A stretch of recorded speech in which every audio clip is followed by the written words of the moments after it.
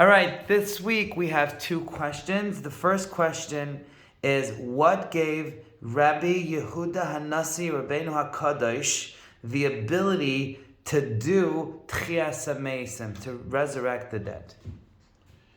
The answer to that is, I don't know why the person posing the question is limiting it to Rabbeinu Hakadosh.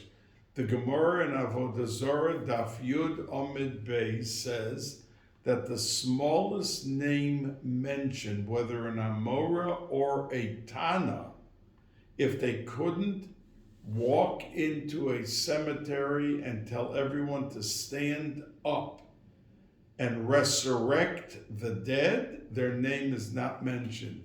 Which means every name, Rav Huna, Rava, Abaya, all as Amoraim, and then Tanoim. So it wasn't just Rebbeinu Hakadosh.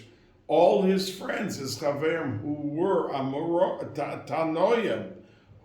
Tanoim, had the power to be able to do techiyas hamasim. But what gave them the power? The power was given to them because of the level of who they were.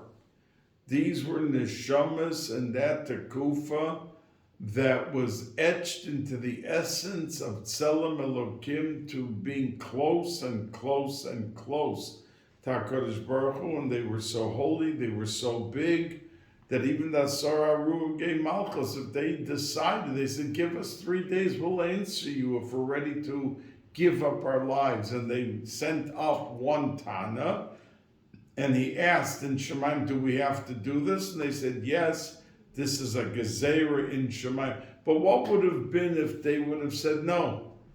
No one in the Roman army could have touched them, because they were above the power of mundane nature.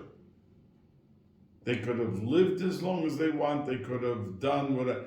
They didn't do these things because the world was run according to the will of HaKadosh Baruch Hu, of God. So if there was something happening, I heard from tzaddikim that if when the Malach HaMavis would come to them, they don't want to die, they could make out of the Malach HaMavis a pile of bones. Nothing, destroy him. But no one does such a thing because the world runs that there's life and death. And if HaKadosh Baruch Hu wants to take away from someone the life, they don't stand in the way. Okay, thank you, Rabbi. And then the second question is, the Chasam Sofer holds that the quiet Shemoneh Esrei should be said at the same time that the chazan says the loud Shemoneh Esrei. So in other words, if I understand this correctly, that first the chazan says the quiet Shemoneh Esrei himself, and then when he repeats it out loud, that's when the whole tzibur would say it with him. And the question is, how are we noheg? How do we do it? And why? So it's correct what you're quoting, and the person who asked the question is right. Except Reb Moshe Feinstein, Zecher Tzadik V'Kadosh Levracha, the Poisek Hador, he took great issue, and he even claimed that it was not an authentic Chasam Sofer, that it was listed in some of the after writings which they attribute to the Chasam Sofer, because he said that we say the quiet Shemoneh Esrei, and when everyone says it together with a minyan, or at least 6 people, and there's a minyan in the room, then that is the schus of davening tefillah b'tzibur.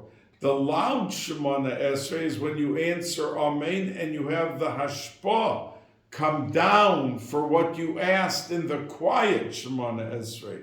Says Reb Moshe, and he quotes an Arizal. So he doesn't know who wrote this Chasam Sofer, but it is accurate that they claim that the Chasam Sofer said his quiet Shemoneh Esrei when the chazan said the loud Shemoneh Esrei, and that's how he held Tefillah B'tzibur is, if it's authentic, what was quoted in his name. Rabbi Moshe Feinstein held it was not authentic, and therefore everyone should do as they are noheg regularly, a quiet Shemoneh Esrei, and then answer to each and every bracha of the loud Shemoneh Esrei. Thank you so much, Rabbi.